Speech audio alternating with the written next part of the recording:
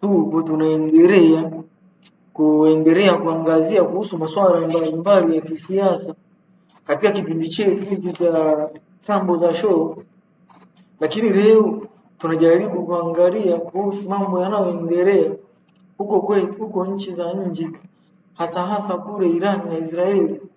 Tunaye mchambuzi wetu mbobezi wa masuala ya Middle East, anaweza kutusaidia kutuchambulia kuhusu kile kinachoendelea. Asante sana ndugu mtangazaji, lakini ningependa sana kuongelea kuhusu hii vita kinachoendelea hapa. Yaani kinachoendelea hapa ni kutuishana misuli sasa. Huku una Iran, halafu huku pia una Israeli. Yaani sasa kinachotokea ni kwamba hawa jamaa, hawa Yahudi wamepandikiza Mossad kila sehemu. Lakini kitu kinachokuja kwa kigumu pale ni kwamba hii vita ni ya kidini. Kwa hiyo sasa hapa kupige. Na leo tunapoongea tupo siku ya 14. Ni siku ya 14, lakini hakuna mtu ambaye amekubali kuweka silaha chini. Kwa sasa kinachokuja kutokea ni kwamba kuna mmoja anagombora la siri ambaye anavuta tu muda ili lije liachiwe hilo. Ila mpaka sasa hivi tunapoongea nikupige. Japo Milan kashambuliwa sana. Kwa ukija kuangalia kiundani, kiutaalamu, bado kabisa hatuoni mwanya kwamba sasa end game yake ikoje.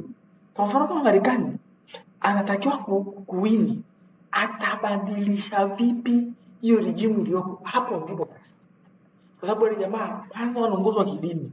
Sasa hapo ndo tatizo. Tunaangalia end game yake hapa, ndio fundisho kubwa, kwa sababu jinsi Iran ilivyo nchi ya kidini, jiografia yake jinsi ilivyo, ukisema utume troop kule itakuwaje? Hayo ni changamoto. Ila mpaka hapa basi tunaona kabisa hivi tena kuelekea ni kubaya. Labda tuombe tu Mungu asaidie, amani ipatikane. Wakubaliane tu. Hasa jiulize mafuta sasa hivi yatapanda, kile kitu kitakuwa juu. Uchambuzi wangu hapa mambo yatakuwa magumu sana. Asante ndugu mtangazaji. Sasa kwa upande wako wewe, kama unatabiri kati ya hao watu wawili, unahisi upande upi ambao utashinda? Kikweli hapa tunapochambua kuhusu hii, tunagundua kitu kimoja. Hapa hakuna mshindi.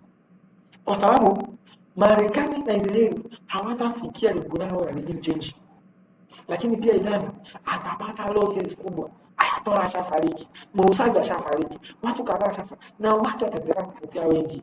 Hata kuja kuanza kujijenga, ile reparation itakuwa ni kubwa. Sasa ukiangalia huyu hatafikia regime change, huyu hatakuwa, hapo tu ni hasara.